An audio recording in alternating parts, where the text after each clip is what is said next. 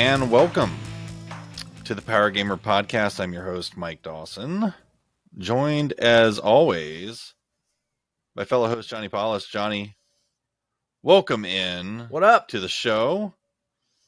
You came over to my house yesterday because I was throwing a little shindig, social gathering. A gathering of the Maryland streamers. A gathering of four dudes that all look like they could be related in some way. I think that's fair. And so it was me, yourself, Jay, Dread Captain James, and Devlin, a.k.a. Cul-de-sac, all came over. We had a few other people that were supposed to come, but the COVID bug decided to kick everyone's ass. No. They missed out on barbecue and controller-shaped cookies. Johnny. Yes? Tell us about Wii Bowling. So we did a bunch of different games. Mike had it set up to where it's like, okay, we're going to do challenges. So let's see who can win at Burger Time. And we all took a turn at Burger Time. And then who can do best at Paperboy? And we all took a turn. And then as soon as I figured out that Wii Sports Bowling was on the docket, I knew that the tables could potentially turn here because Mike's team was crushing us because Mike was on it. And he definitely had the advantage considering that these were his consoles, these were his games. He's clearly played these games more recently than, sure, I remember playing Burger Time when I was like 7. So, it's been a while. But I dominate pretty strong in Wii Sports Bowling. I have a method that works for me. And after about maybe halfway through the first game, it was pretty locked in, and I was knocking him out. So we won two games in a row in Wii Sports Bowling, almost entirely on my high scores. So it was fun.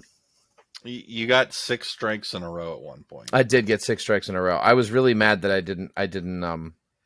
There was a handful that I really felt like I could have had, and I just didn't. So that was frustrating, but no, I mean, I get in a mode with that game. And like, if let's say if I'd had too much to drink last night and ended up crashing on your couch, I would have stayed up till 4 a.m. doing Wii bowling until I bowled a perfect game on your console. That would have happened. 100%.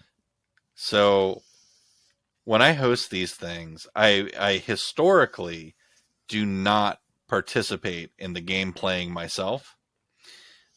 Historically, I just sort of sit back and either keep score or keep the challenges going or whatever. For the very reason that you stated, Johnny, I kind of have a strong home field advantage, being that I live with the game collection. But it's more so than that. It's also that I have this competitive bug in my brain that I cannot disable. It does not matter if I'm playing a game with a child. I don't discriminate who I annihilate at video games. Mm-hmm. No, and I was telling them last night, it was like, if you guys don't know, Mike is the most competitive person I've ever known. And I'm not even like talking trash or anything or like acting competitive. I just that's how I roll. No, you won't talk shit. You won't rub it in people's faces, but you will murder them, bury them into the ground, and stomp on the dirt to make sure that they stay there. Yes. Yeah. That is accurate. And we left out one of my favorite ones that we played, which you actually came pretty close to my score on. That was Lethal Enforcers. Oh yeah, no, Lethal Enforcers. I did okay there. I thought Lethal Enforcers was a good inclusion. Yeah, that was fun on the game night. So next time I want to do what's the Namco shooter PlayStation? Point. Yes, Point Blank. I think it's Point Blank. That's Point Blank. Point Blank is my jam. I love that game. I love the mini game format where it's like this game, Oh, yeah. this game, this game, this game. Well, Love Super Scope 6 for SNES is set up the same way. Okay. It's all mini games. It's like what Point Blank derived from. Speaking of light gun stuff, I went to we live in Maryland, and I went up to this place that just opened a few months ago. Mm-hmm. It's called Retro Replay. I don't know. Have you heard of this place? Where is it? It's up in Bel Air. So about an hour north of us. Retro Replay. Yeah, and I go to a lot of game stores for retro gaming and collecting. And I mean, I go to them all over multiple states. Because my work, I mean, it just sort of lends to me doing that. Johnny, I walked in this place and I have never seen so many games in a store.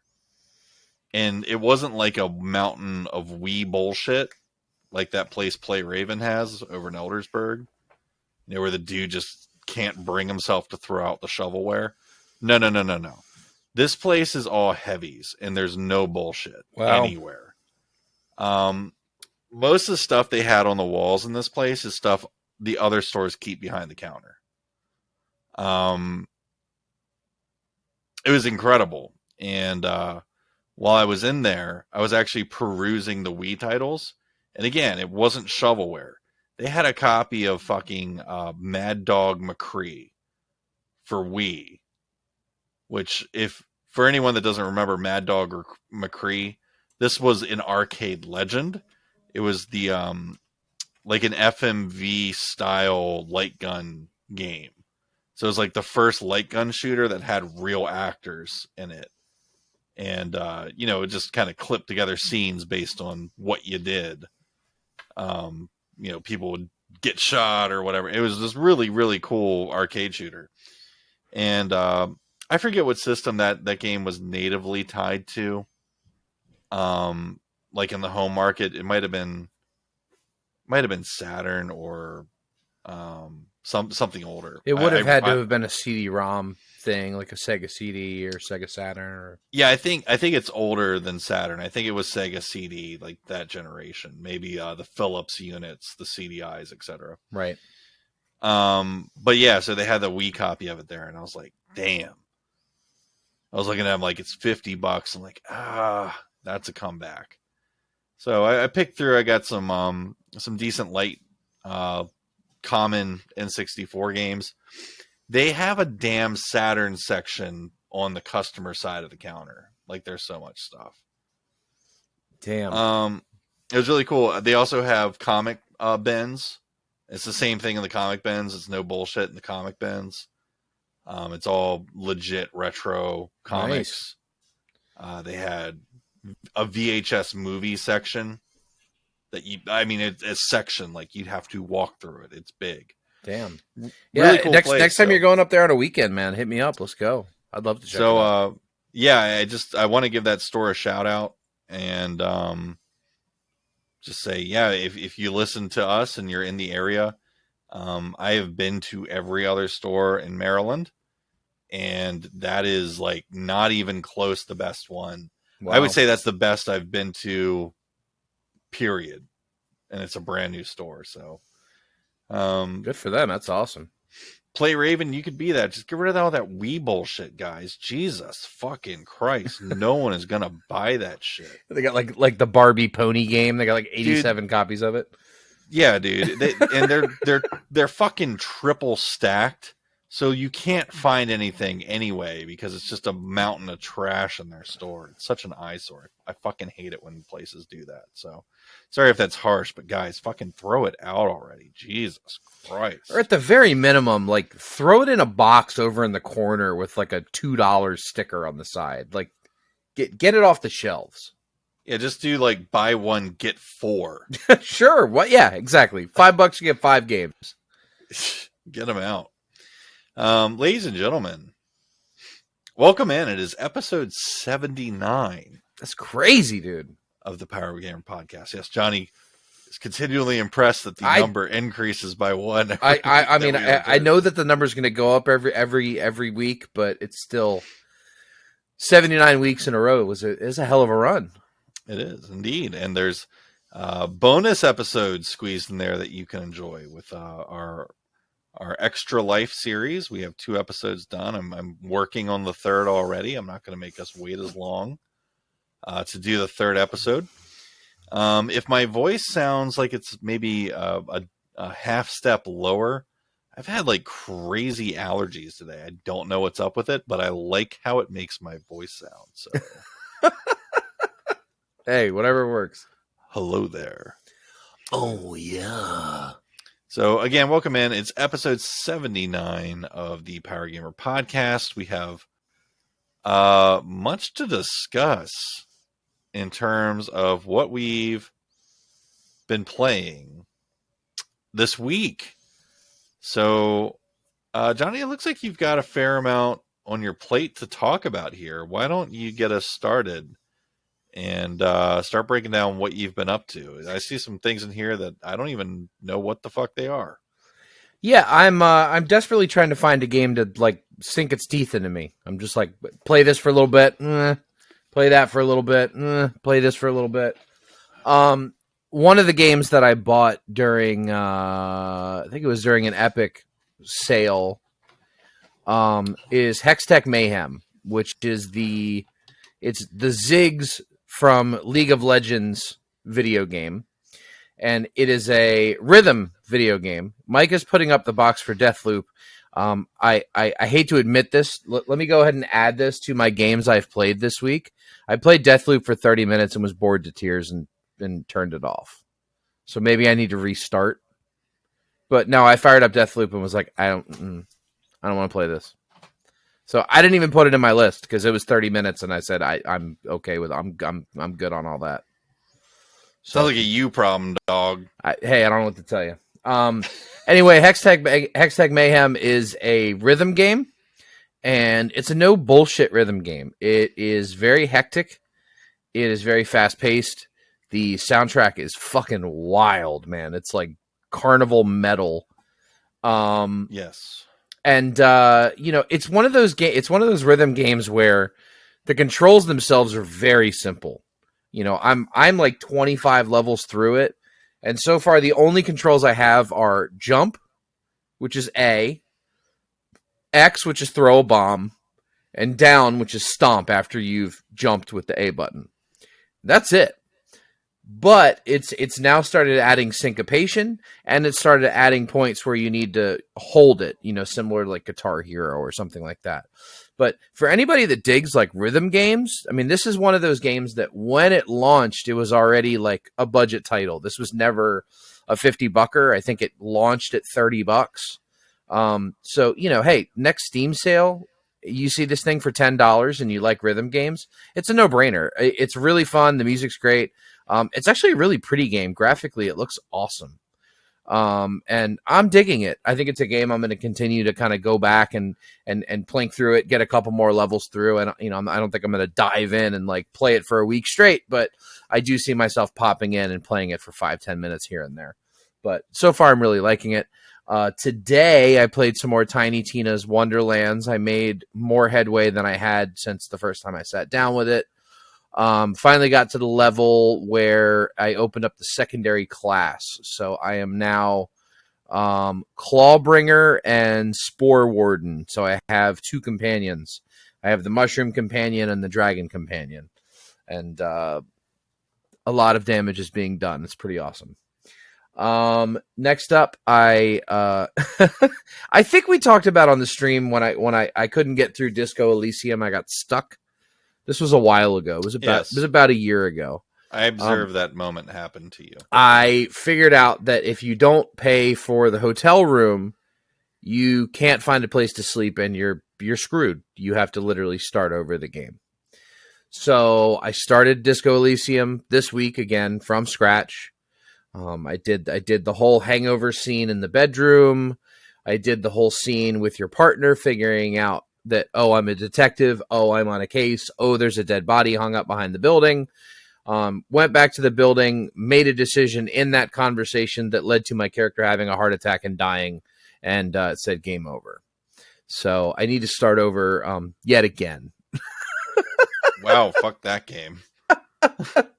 Character had a heart attack and died 10 minutes into the game. Were you trying to kill him? No, it was like something dramatic happened, and it gave me a choice of like the 3 or 4 different reactions that I could have, and one of them was like, "Fuck this, I'm done." And I did that, and it's like your paranoia sinks in, the walls close in around you, you feel a tightness in your chest, fall down dead of a heart attack. Credits. So yeah, need to start that game again. Credits rolled, baby. That's it. That's a game done. Oh no, I'm not taking that off the list that easy. Dude, you rolled credits. I'm gonna put it on the list. Also did another 4 or 5 hours with Solasta, Crown of the Magister. I'm getting a little further into it. I'm getting a little deeper into the combat. There's a lot of misses in this game. Oh my god, is there a lot of misses in this game? I have a problem with you in this game. You have a problem with what?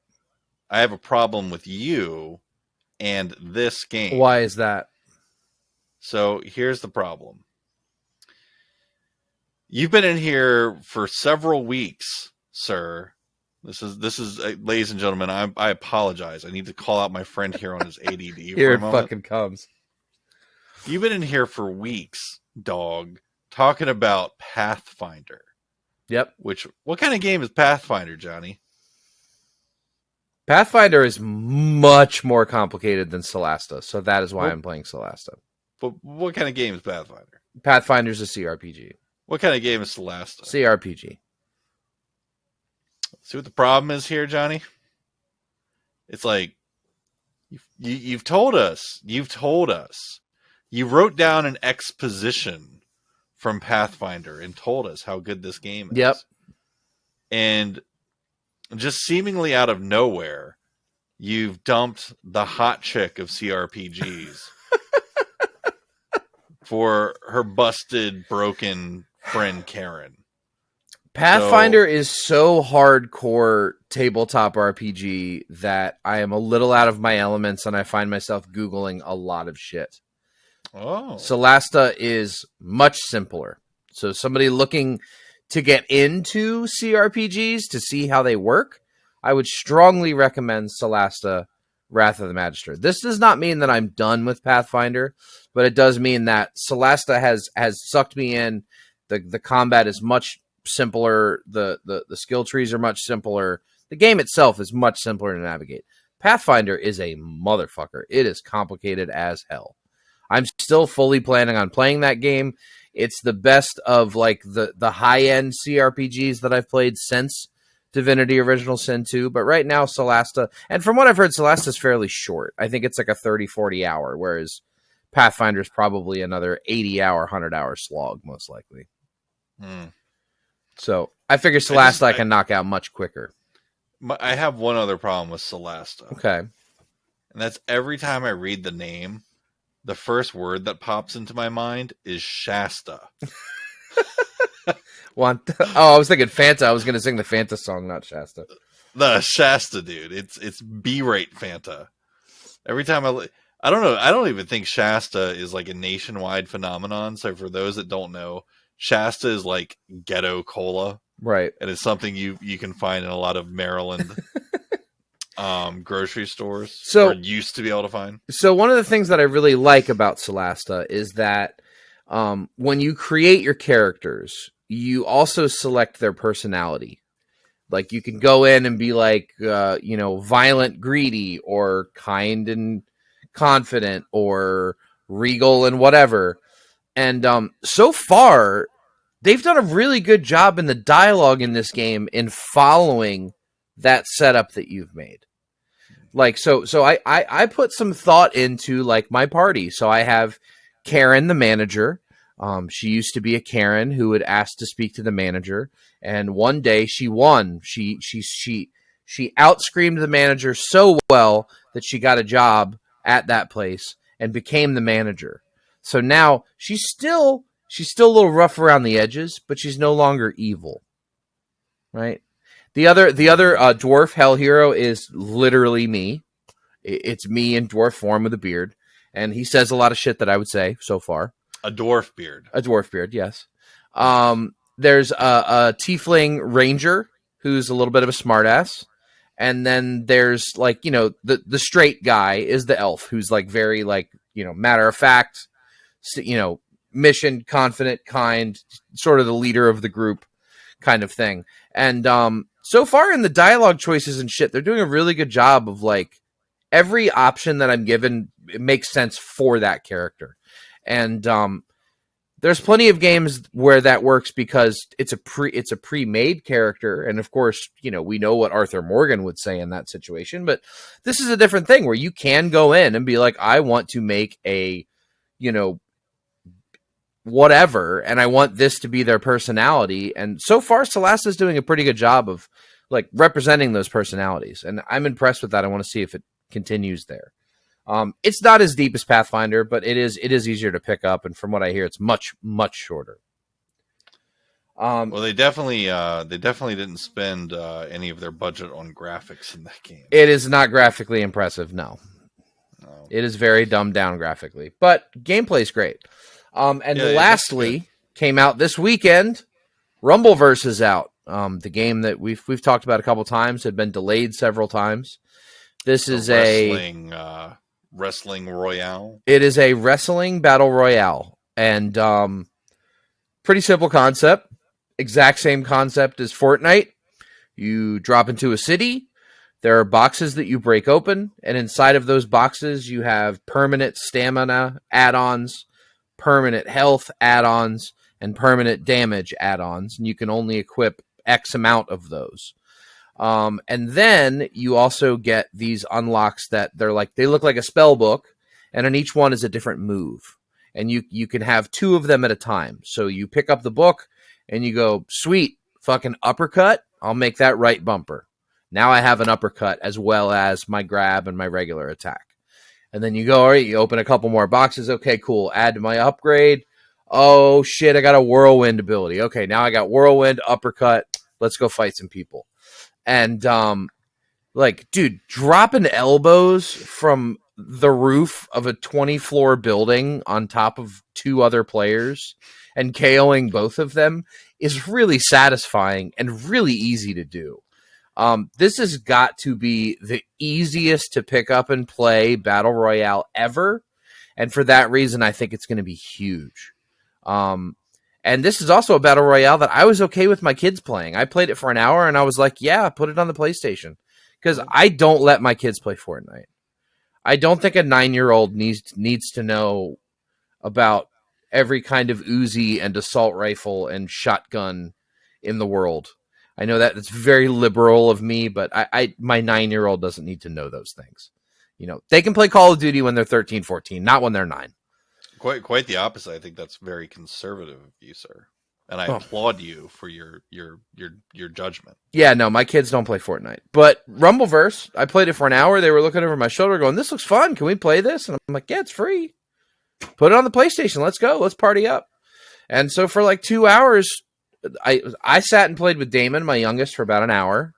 And then Liam, my oldest, asked if he could play. And I said, sure. And I got up. He sat at my computer and partied up with Damon. And they sat and played together for like 2 hours and didn't argue, and they weren't screaming at each other. And nice. It was awesome. And they don't do that very often. There's not games that you can put them on and like walk away. It'll turn into a fight every time.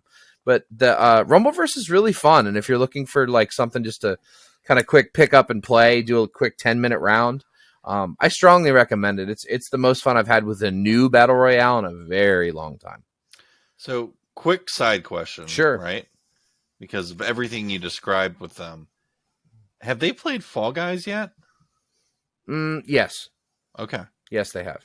That game's hilariously fun. I have a good time with it. And it just came out on it's only relevant to bring up because it just got its Switch release recently. So, we both played Tiny Tina's Wonderland this week. I am not either of the classes that you mentioned. I decided to go with the class that was based on crits because I liked that it has a cloaking ability, and I love sneaking around and being an asshole in video games. So I figured that would fit well with my MO. Man, it had been a long time since I played a Borderlands game. Because, like, the last one that I really went hard in the paint with, I think I was playing it with you, Johnny, and that was Borderlands 2. Yeah. I bought 3. I think it was, like, on sale one day at Best Buy for $10, and I bought it. And I've never played it. I've never even installed it. Yeah, I think I've played 2 hours of it, maybe. I need to, but I haven't. Same. I need to play it. So I'm starting with Tiny Tina's, and I want you to spoil something for me, Johnny. Okay. Like, for real. I forget what the kid's name is in the game already because I just want them dead.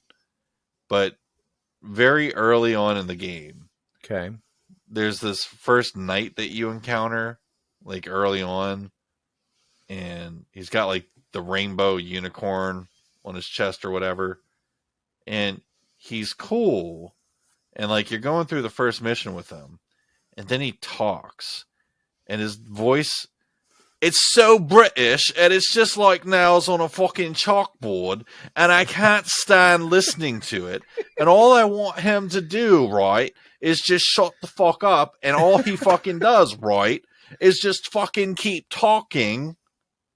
Oh my God, please tell me he's not around the whole game. Do you know who I'm talking about? I don't know. He doesn't even ring a bell, so he's clearly not around for long. Jesus Christ. It's that awful, like, side piece and snatch accent.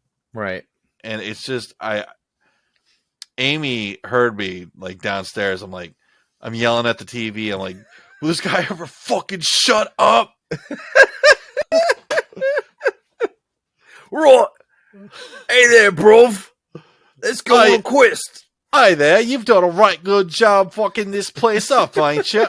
And it's just like, oh, God, dude, shut up. So, like, I kind of forgot. God, you just cussing out the TV over the British accent. That's like, shut the fuck up, kid. You fucking suck. Shut up. I forgot that I hate that Borderlands never shuts the fuck up. Borderlands, and it's true in Tiny Tina's as well, does not know how to shut the fuck up and just be quiet and, like, let stuff happen. You can be funny without constantly talking. It's very easy to do. It is pretty relentless. I mean, but in that chaos, there are moments that are fucking hilarious. I mean, I was playing today. My kids were over here doing their thing, watching YouTube or whatever, and I'm playing Tiny Tina's. And I'm fighting skeletons, and one of them comes out of the ground, and he's like, "Oh, look at me! I'm a talking skeleton!" My kids were like, "The fuck are you playing?" It's just random shit like that. I don't know. It cracks me up. I have one big gripe with all of the Borderlands games, and I always have. Why is there a limit on inventory? Oh my God, you kill 3 things and you're full and you got to juggle and be like, I don't want this, I don't want that, I don't want this. All right, let me pick up the new stuff. Okay, cool. When you kill the next thing, oh good, I'm full again. It's so annoying. Yeah. Now, I mean, if they put more shops into the game, if they were like more common, if there were more places to unload your shit and get money, but they're too spread out. So without question, you end up throwing away like 40 pieces of gear. Yeah, it's a looter shooter. It's like it's a looter shooter, and that's fine. But like, let me carry 100 things. That's what I'm saying. Yeah, it's so stupid that there's a cap at all. Yeah, it's a looter shooter. Yeah, I agree. It should just be like you can't have more than 200 because that's just ridiculous. But it's not. It's like 30 and you're full. The thing that drives me crazy with looter shooters, right, is how often you're changing your shit and not because you want to, but just because the item level of the thing that you picked up is better. Yeah, you're looking at the stats going, this is stupid not to swap this, even though I don't want a shotgun right now. So here's where I'm at with Tiny Tina's, right? I've only played it for like 2 hours. Right. I'm going to drop it to the lowest difficulty setting and fucking cruise. That's where I'm at with this game. And I'm going to see if it doesn't get better at some point. But I am hating that no one ever shuts the fuck up. And yeah, you know, the gameplay with it's fine. The only thing that's a little bit annoying is just like trash seems to be bullet resilient with the guns that I've been getting. And it's kind of annoying, and I don't like getting... Like, Borderlands has always kind of revolved around this idea of, oh, you get knocked, but then you kill one person and you keep going. And I fucking hate that mechanic. I've always hated that mechanic. And it's like, it's fine. It basically means that you're invincible. Yep. But just getting knocked is so annoying because there's just so much shit going on in that game. It's sometimes hard to keep track of. They don't do what Doom does right. You know, it is a push forward game, but you're constantly getting knocked on your ass if you're playing in a push forward style, and it's kind of annoying. So right. I mean, basically every gripe I've had with any other Borderlands games, right, I have with this one so far, and I still think they're decent games. Yeah. Like if you had to say, Mike, what would you rate Borderlands 2? I'm still going at like a 7.6. You know what I mean? It's still. I don't think I disagree good. with you. I think I'd be mid 7s, maybe 8. Yeah. Yeah, it's still, and for me that means like that's a game you can sit down and play fucking every day. If you're above 7, that's an everyday game. Yep. If it's 8, it's an everyday game that's got something special going on. If it's 9, it's like a generational fucking thing. And 10s don't exist. So yeah. Tiny Tina's Wonderland. I'll hopefully have that one taken down this week. I think you'll start to have a little bit more fun with it. I'm now that I'm kind of in the land of there's a lot of side quests and they're all pretty charming and funny, and like I'm kind of enjoying where it's going, and I had more fun with it today than I had so far. And that's at maybe, I don't know, the 5 or 6 hour mark. Yeah. I've also been playing the Quarry. I finished the prologue and the first 2 chapters of that game. And, yeah, I mean, there's not a whole lot to say on the Quarry. It's a super massive game. So, I don't want to spoil the game for other people. So, it's good and you should play it. And that's basically what all I have to say with it right now. Okay. I mean, I guess just my question would be, now that you're 3 chapters in, quality level wise, does this feel like an Until Dawn killer, or does this feel like Man of Medan?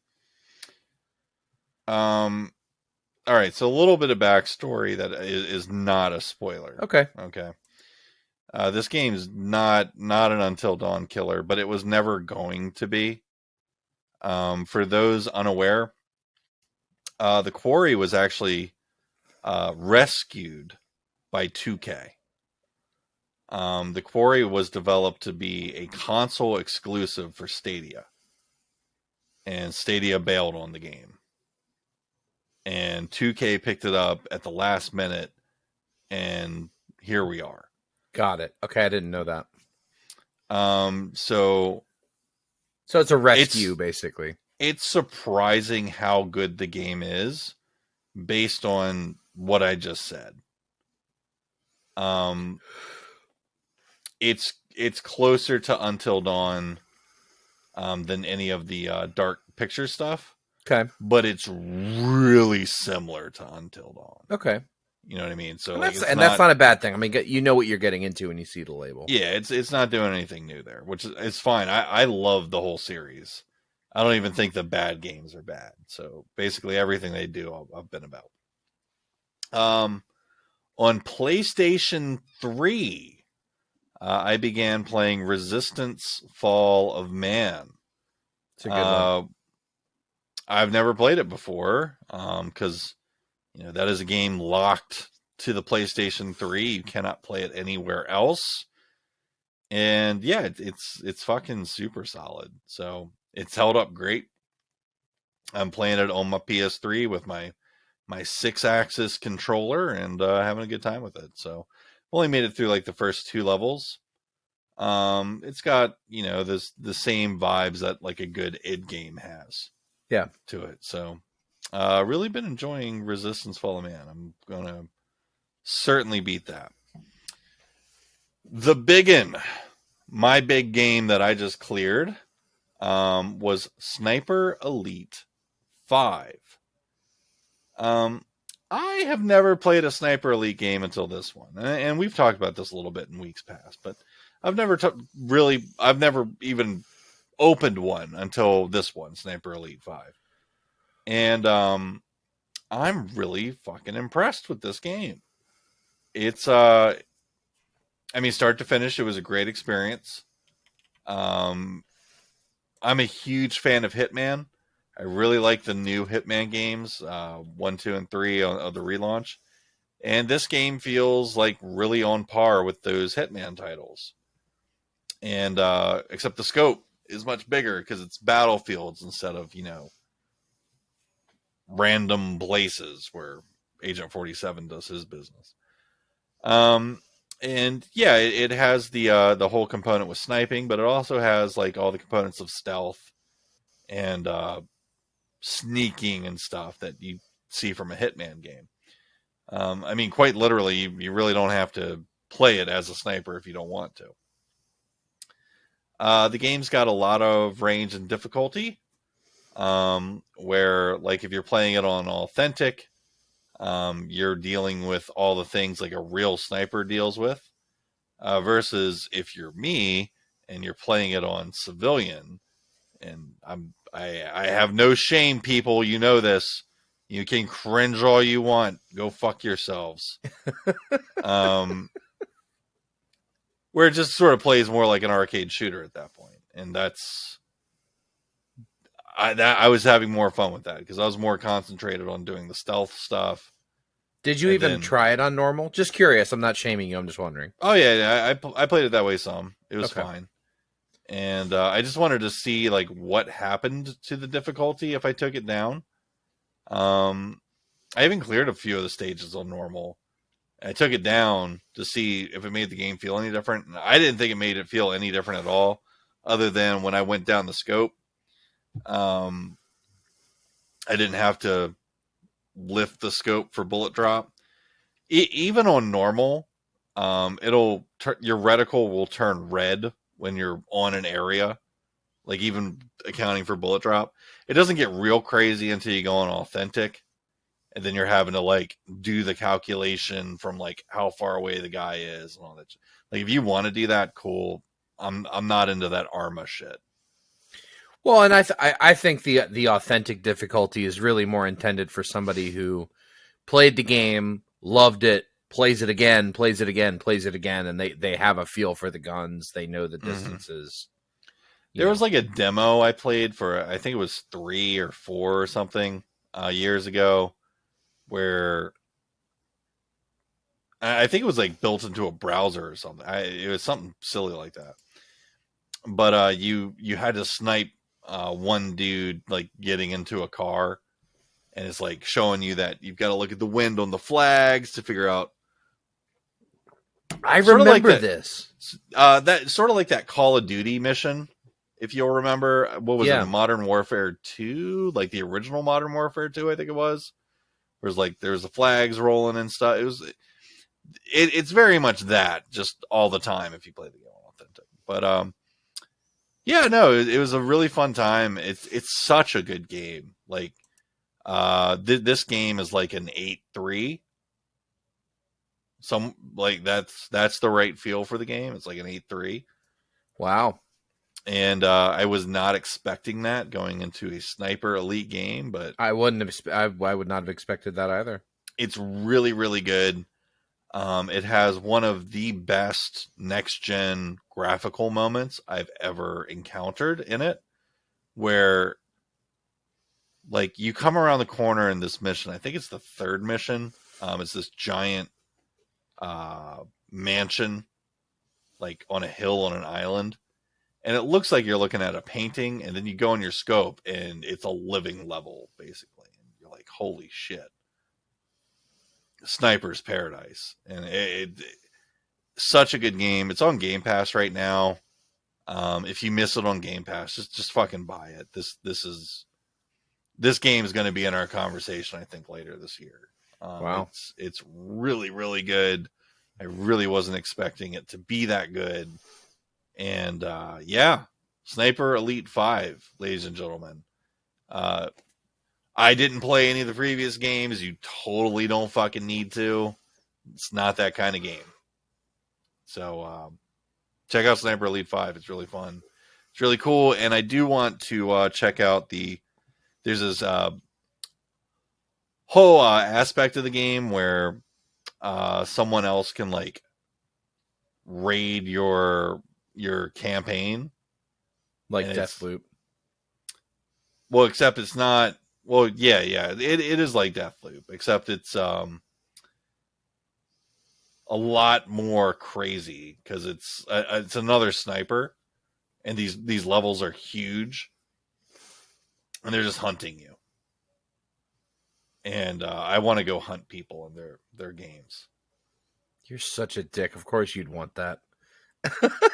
I disabled other people from hunting me in my game, but I'm going to go hunt people in theirs. Yeah, no, that sounds on brand. That's how we do it. I could see you doing that for sure. There's a game that I didn't play this week that I really wanted to play that I'm gonna. I think I just want to talk about it because I've watched a bunch of people playing it, and I think it's a really big deal right now. It's the Cult of the Lamb game that just came out. It sort of looks like, it's got that kind of Hades kind of play loop to it, but then there's the whole cult building thing. It looks really good, so I think I'm going to try and squeeze that one here for next week. Moving on, a character near and dear to Johnny Paulus's heart, Spiderman. The new Spider-Man game has finally found its way home, and is now on PC. It has been released on Steam. Not only was it released on Steam, it also almost dethroned God of War for having the most concurrent players on Steam. Really impressive numbers from these Sony games coming out on Steam in terms of the concurrent players for it. One of the great boons of this Spider-Man remastered game is that it works. It has native support for the Steam Deck. Amen. That's amazing. Johnny, anything to add here regarding Spider-Man Remastered? You're the big PC player of the two of us. Well, first a small sidebar. Today when I was out working on the garden, my next door neighbor, her boyfriend is a big gamer and a big nerd, and he knows that I'm a big gamer and a big nerd. And he's out there, he's working on his lawn, I'm working on my lawn. He goes into the house, he comes out, and he's standing there holding a Steam Deck in his hand. I was like, oh, shit. I was like, gimme. So I got to actually hold the Steam Deck, play the Steam Deck.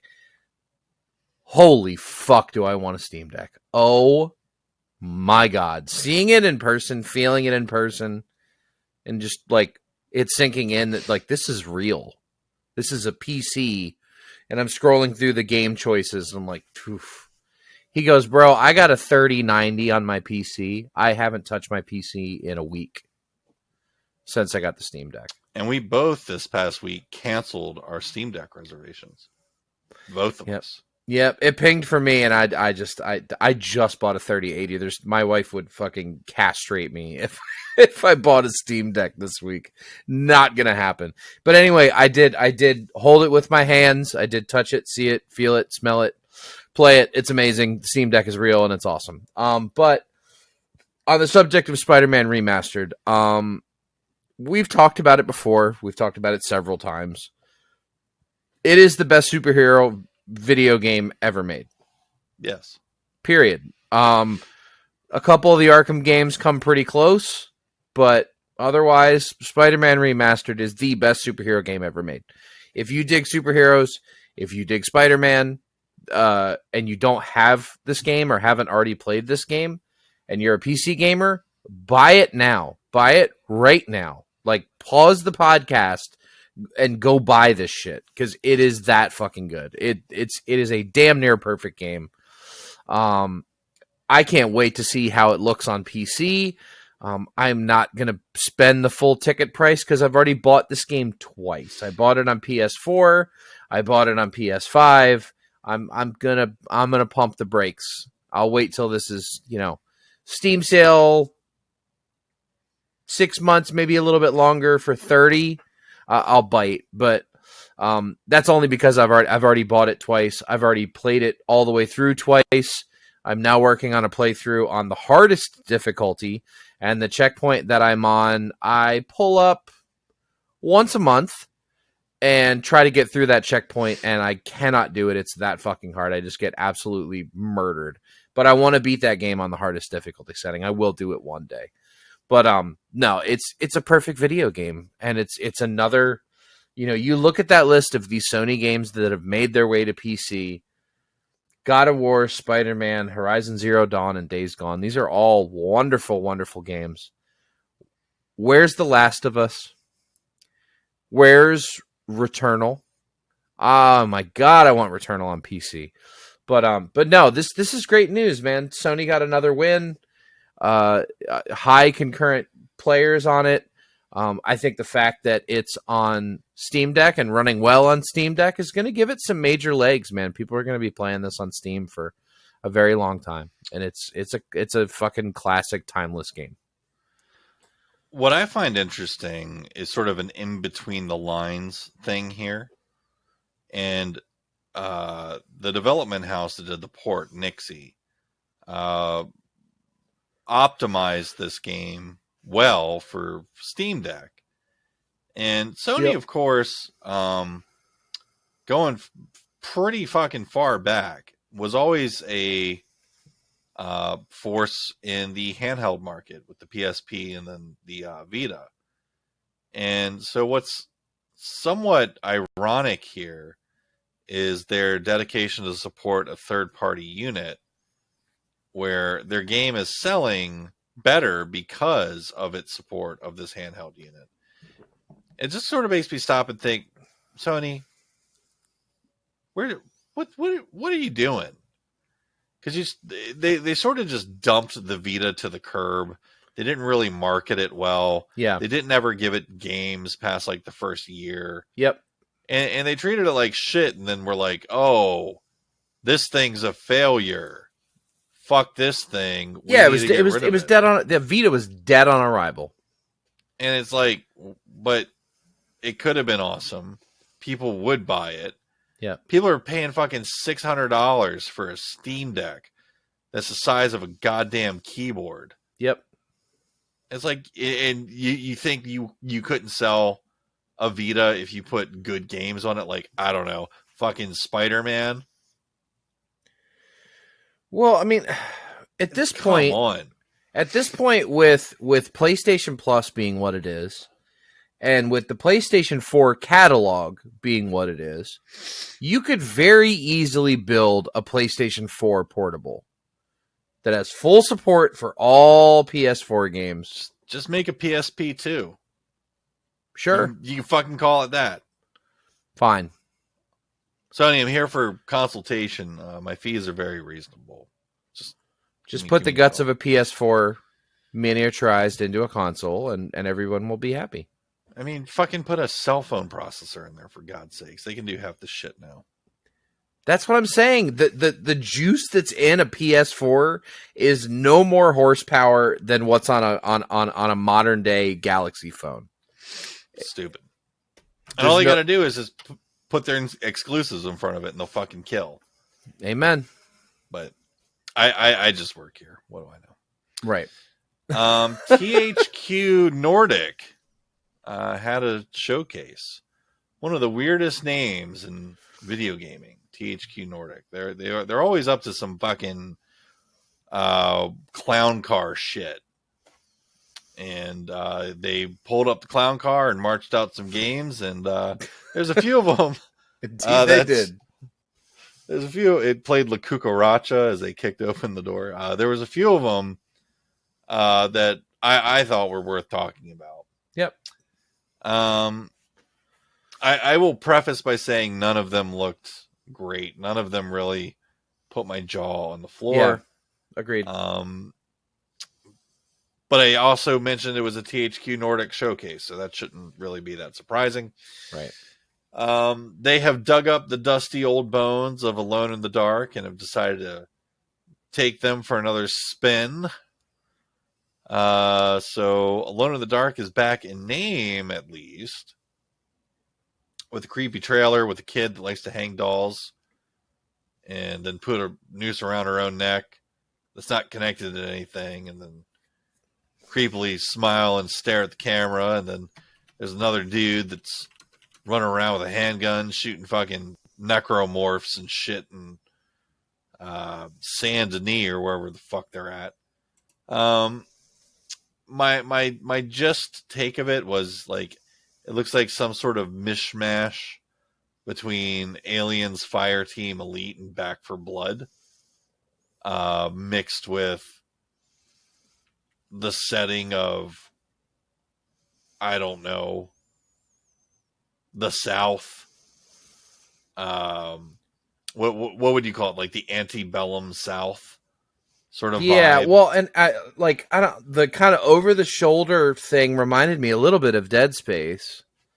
The thing I find interesting with this is that this is one of those, we've already talked about, the land of misfit games. Like, why aren't they rebooting this? Why aren't they rebooting that? This is a game that's on the opposite side of the spectrum, where they just keep rebooting it. This is the third reboot for Alone in the Dark. Yeah. The original one came out in 1992, and then, I take it back. Sorry, this is going to be the fourth. Then they did Alone in the Dark, The New Nightmare in 2001. Then they did Alone in the Dark in 2008, and now they're doing Alone in the Dark in 2023. They just keep rebooting this game. And it's not a bad thing. The game series is okay. I don't think they've ever really come close to where they were when the original Alone in the Dark came out. It was kind of the precursor to Resident Evil. It was Resident Evil before Resident Evil.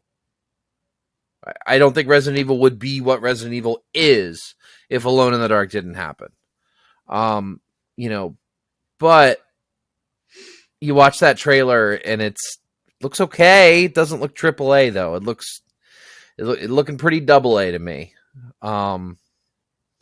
So I'm a little concerned. I want to be excited because I do hold the original series with a little bit of regard, but I don't know. Time's going to tell on that one. Again, like you said, none of these trailers blew me out of the water. But, I mean, this is a very old game series that they keep rebooting it, and I'll just continue to beg for a rebooted Soul Reaver and wonder why that's not here. But yeah, it's like with Alone in the Dark, you mentioned the one that came out in 2001, and like that was the first one that I was really aware of because that one came out on like the PlayStation and Dreamcast and stuff. But then, there was that one for like the 360 that came out in like 2000. What was it? 2008, I believe. Yeah, 2008, and it was another reboot. I thought that one was pretty good. That one was good. And what they're showing doesn't look anything like that. So I don't know. We will see with Alone in the Dark. Very, very Back for Blood kind of vibes. Like trying to dissect the gameplay that I was seeing, like it looked like that sort of survival-y kind of thing, like, Left 4 Dead, Back 4 Blood, etc. Yeah, well, it suffers what a lot of these video game trailers suffer, where it cuts to shit so fast that you can't even get a feel for, like, what does this game play like? Because it is kind of just like, and there's a monster, and there's another monster, and look, he's shooting that monster, and here's 5 monsters, and there's 2, and there's this, and here's a girl on a bridge, and like, it's just, there's too much going on, and like, this is one of those games that I don't think I'm going to have a good read on it until they put a gameplay video up of like, here's 20 minutes of Alone in the Dark. That's I always prefer those over a trailer. I want to see what the game actually looks like, plays like, feels like.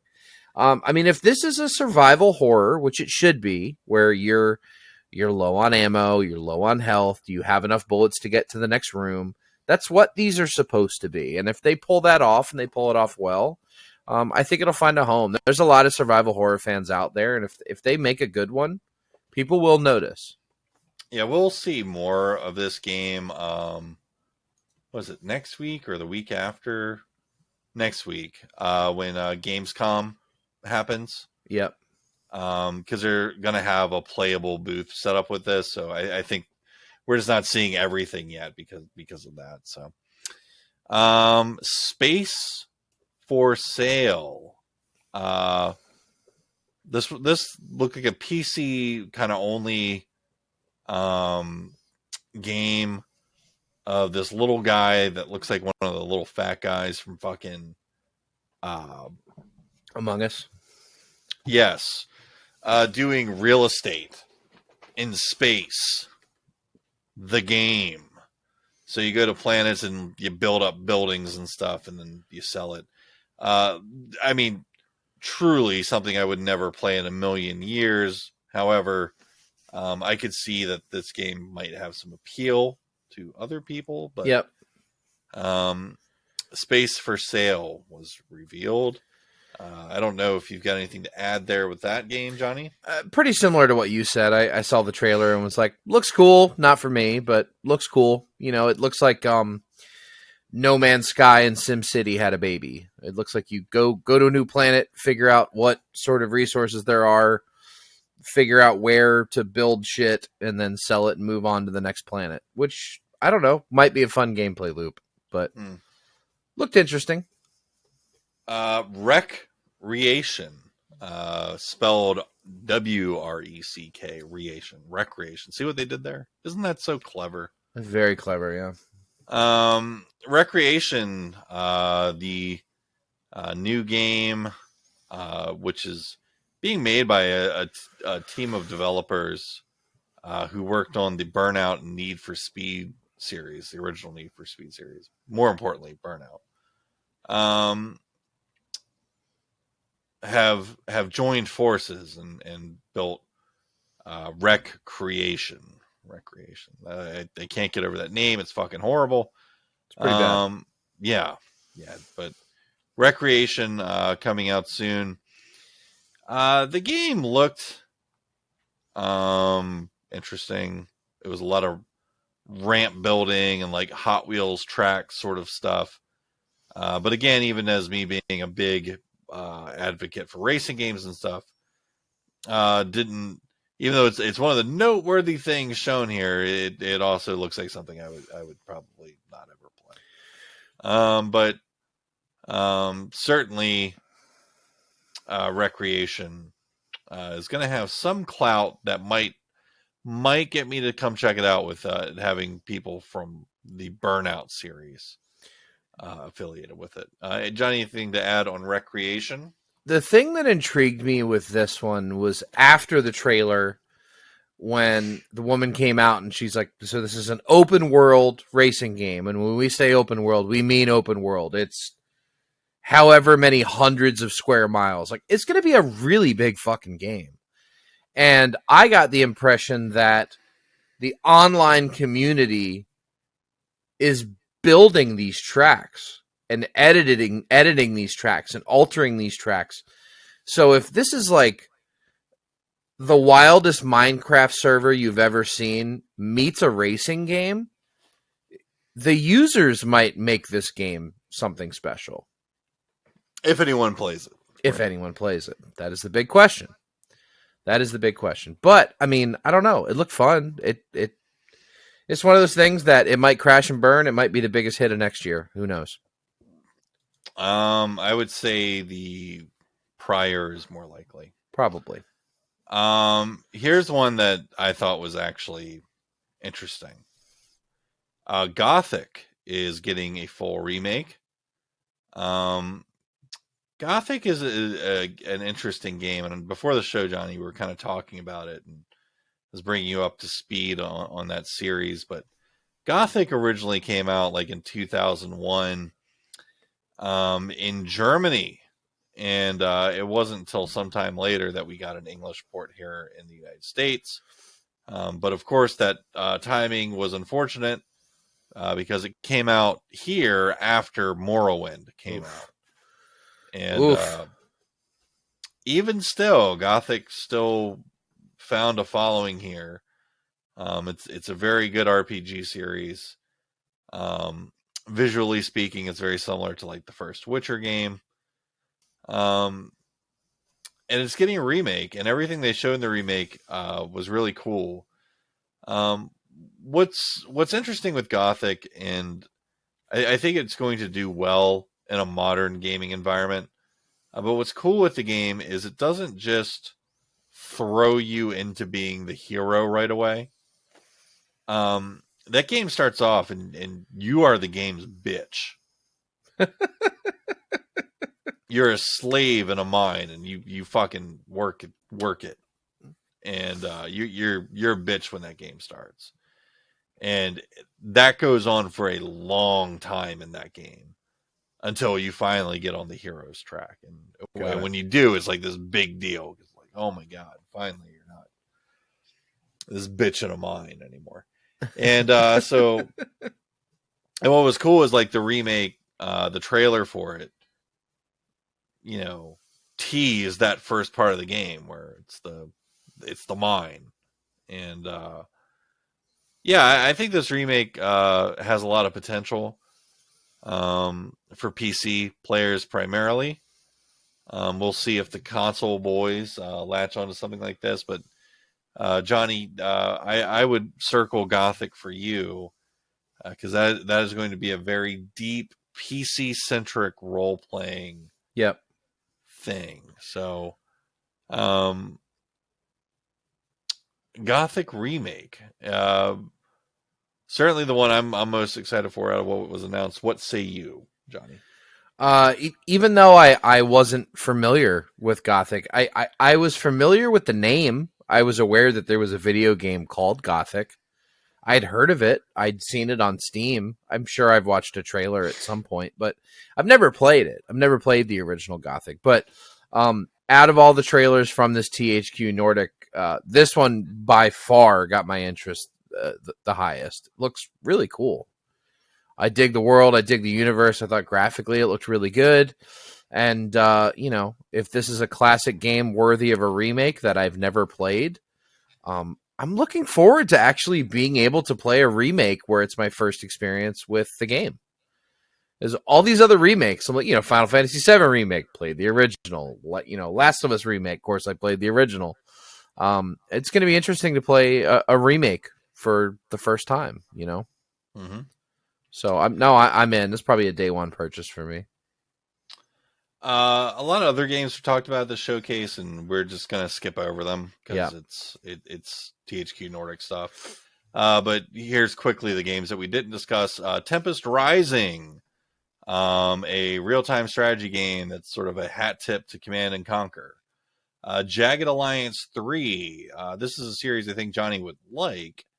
It's a tactical strategy game in the vein of XCOM, etc. Yeah, look cool. Outcast 2, a third-person shooter that is quote-unquote coming soon to the PlayStation 5, the Xbox Series S and X, and the PC. Looks like Stan from accounting gets turned into a superhero. SpongeBob the Cosmic Shape. Same team that was behind Battle for Bikini Bottom. I like it when kids get games, and here's a game for kids, so that's great. AEW Fight Forever. For those unfamiliar with AEW, that is the All Elite Wrestling League. They have a really fucking terrible looking game coming out, so stay away from that shit. Knights of Honor 2 Sovereign is a strategy game for PC players that like to read things and probably just read a book instead. Read maps. Destroy All Humans 2 Reprobed. It's Destroy All Humans 2, and it actually doesn't look any better than it did on PS2. Way of the Hunter. Explore a vast open world and anger your liberal friends as you slaughter animals. Stuntfest World Tour. It's a G Fuel fueled nightmare with cars. The Valiant. Stab people in the Crusade. That's the roundup of games from THQ Nordic. That Johnny, I think that has it about covered. Yes. Yeah. Okay. Yep. Yeah, that Hunter game. I was watching it. And I'm like, man, it looks so pretty. Look at all this grass. Look at all these mountains. Look at that fucking lake. And then some chick with a shotgun just blows a rabbit's brains out. And you're like, what the fuck?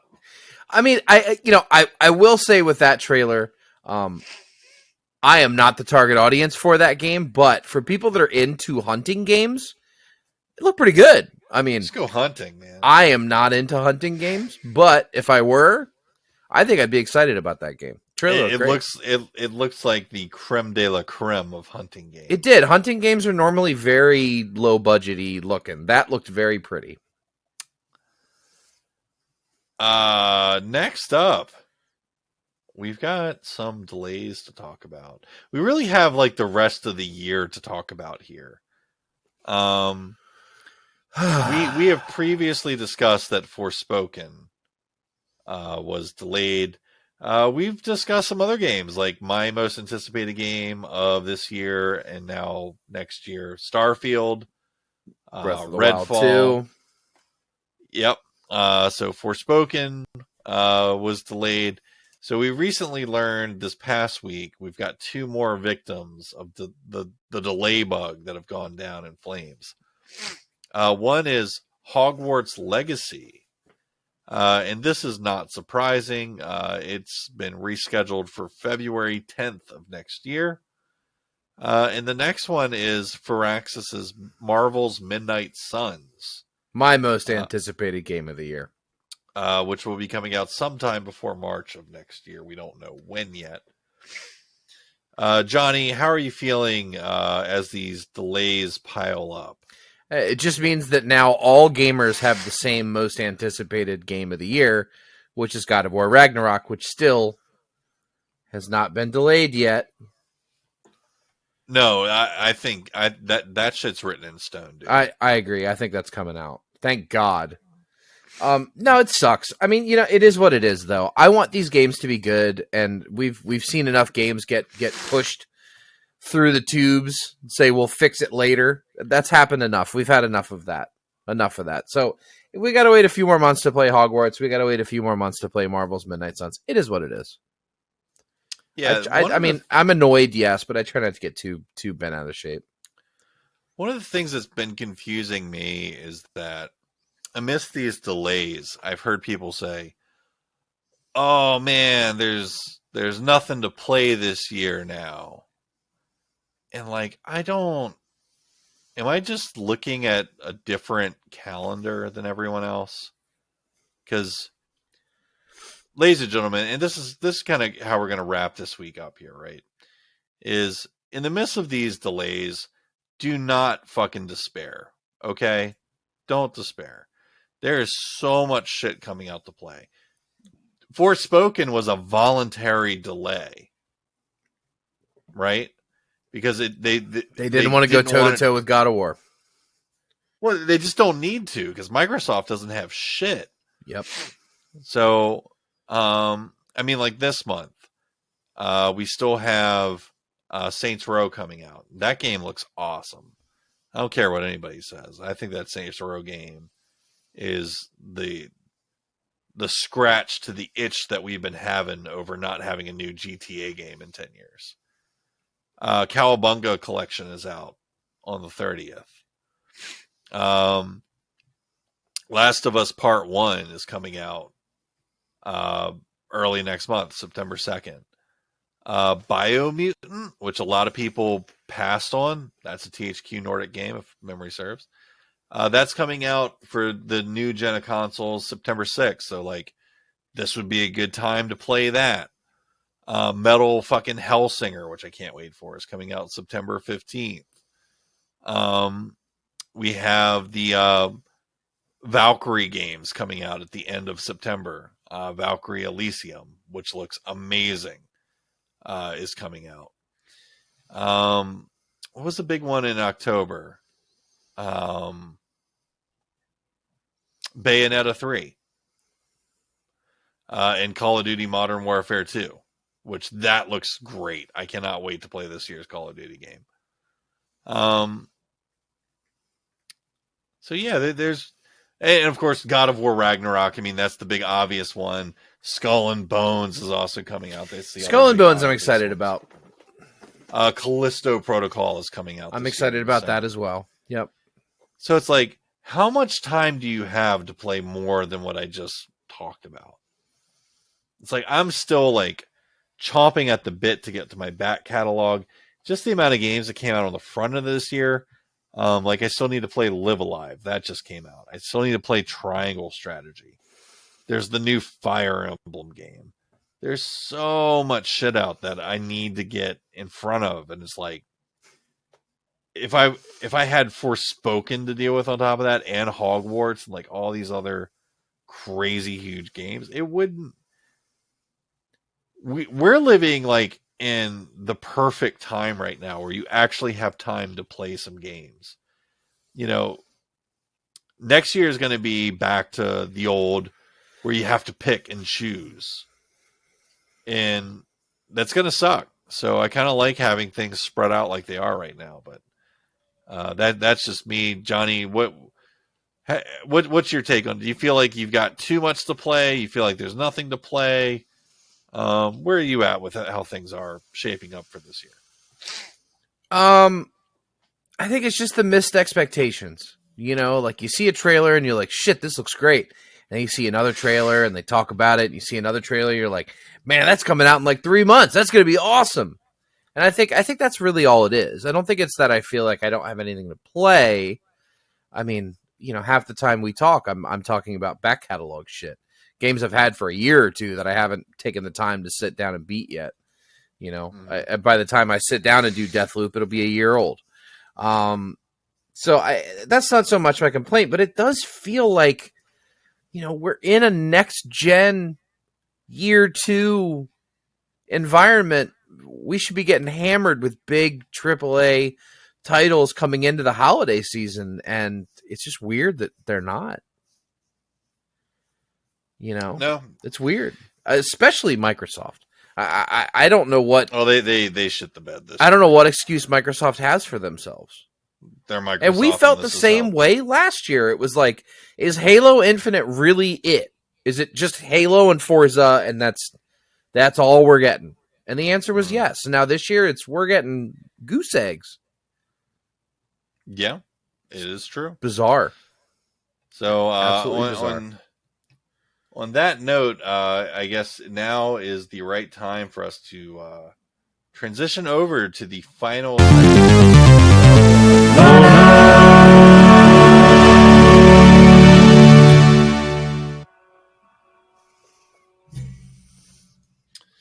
Ladies and gentlemen, that's right. It is now time for One Up. My One Up is I'm going back to what I was talking about earlier.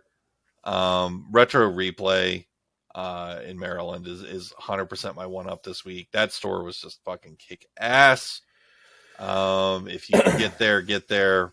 Retro Replay in Bel Air, Maryland, just the best selection I've ever seen in person ever. So, Johnny, that's my One Up. What is yours? My One Up is if you have a garden and you have tomatoes, and this is the time of year when all of your tomato plants are going, and you might find yourself buried in more tomatoes than you know what to do with, here's what you're going to do. You're going to take those tomatoes, you're going to split them in half.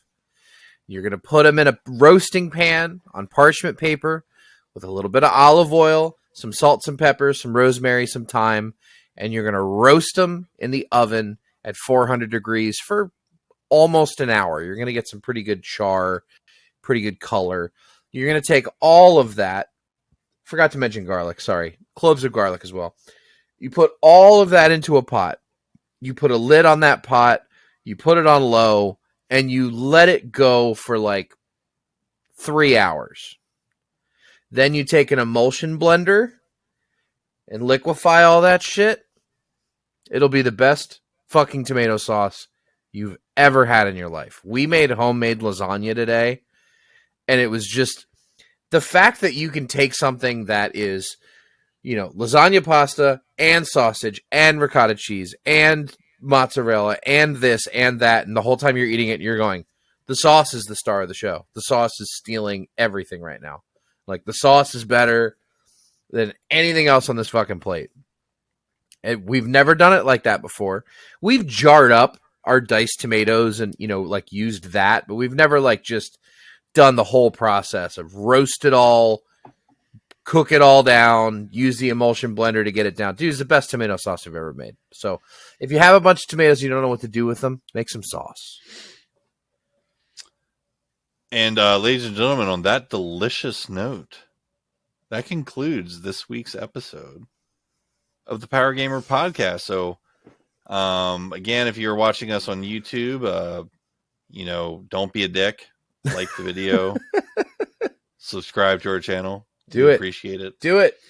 If you're listening to us on a podcasting platform, leave us a nice review.